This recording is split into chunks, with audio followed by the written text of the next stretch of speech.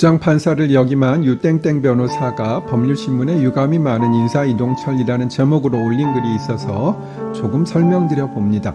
유감은 두 가지 뜻이 있어요. 유감 즉 한자로 남길 유와 섭섭할 감을 쓰면 섭섭한 느낌을 말하고, 유감 즉 한자로 있을 유와 느낄 감을 쓰면 좋든 나쁘든 그냥 느끼는 바가 있다는 뜻이 돼요. 그런데 정치나 외교에서 사실은 사과한다 고 해야 하는데 유감이라고 하면서 어물쩍 넘어가는 경우도 있겠지요. 판사들의 인사이동철은 2월 중하순이고요. 8월에도 소폭 인사가 있긴 하지만 이것은 속칭 땜빵 정도의 인사겠지요. 그리고 직원들은 그보다 조금 더 이르게 인사이동을 해요. 한꺼번에 직원과 판사가 다 바뀌는 것은 막기 위한 것이지만 크게 실효성이 있어 보이지는 않습니다. 다음 쇼츠로 오세요. 전위 쇼츠에서 이어집니다. 판사들의 인사이동철에는 유감이 있을 수 있겠지요.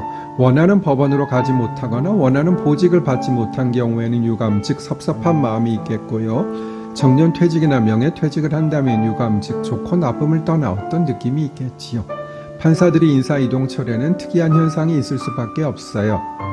다른 법원으로 가든지 같은 법원에 있더라도 사무분담이 바뀐 경우에 자기가 진행해 오던 사건을 마무리해서 판결까지 선고하느냐 아니면 사건을 후임에게 넘기고 떠나느냐의 문제가 있어요.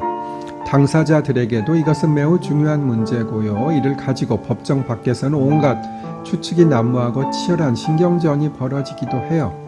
당사자들은 보통은 신속한 판단을 원하지만 가끔은 시간을 끌고자 하는 사람도 있어요. 다음 쇼츠로 오세요. 전후 쇼츠에서 이어집니다. 게다가 인사이동철에는 재판부의 성향이나 분위기에 따라 유불리를 예측하기 때문에 연말 연초에는 신속한 판결 촉구, 기일 지정 신청, 기일 속행 요청, 기일 변경 요청, 변론 재개 신청 등 사건 진행과 관련해서 신청이나 요구가 많이 들어오게 됩니다.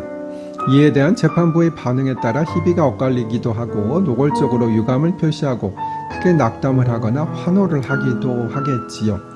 판사들에게는 인사이동 전후가 어려운 시기예요. 가끔은 꽃보직도 있지만 판사들이 편한 자리는 그리 많지 않고요. 인사이동철에는 이사도 해야 하거나 책상 정리도 해야 하는 등 바쁜 일이 많은데 사건도 보통은 밀려서 보통 때보다 선고해야 할 사건은 더 많은 경우가 자주 있습니다. 다음 쇼츠로 오세요.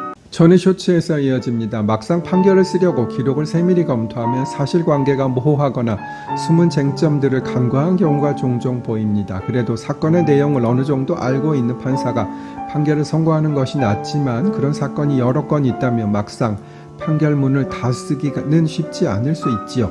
합의부의 경우 재판장들은 책임감도 있고 본인이 직접 쓰지는 않으니 어떻게든 판결을 선고하고자 하는 경우가 많지만 주심인 배석판사는 도망가면 그만이니 재개를 원하는 경우가 많겠고요. 단독 판사의 경우에는 후임 판사에게 낯이 뜨거워 고민하는 경우도 많이 있습니다. 결국 변론을 재개하기로 하면 당사자들에게 보통 성명 준비 명령을 보내는데 변호사들의 입장에서는 사실은 이 부분이 결론에 큰 영향을 주지 않는 것에 불과함에도 판결 선고를 미루기 위한 것이라고 생각되는 경우도 좀 있어요. 전후 쇼츠에서 이어집니다. 재판부에 후임 판사가 와서 보면 전임자가 온갖 고생을 해서 판결을 선고한 것은 보이지 않아요. 왜냐하면 남은 사건만 보이지 직전에 선고한 것을 찾아보게 되지는 않거든요.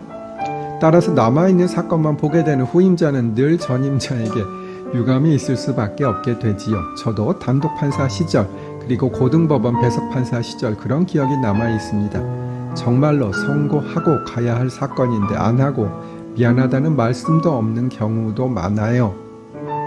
저도 물론 미룬 일이 없지 않겠지만 인수인계서의 나름대로 장기 미제 사건, 오래된 사건, 속칭 깡치라고 해요.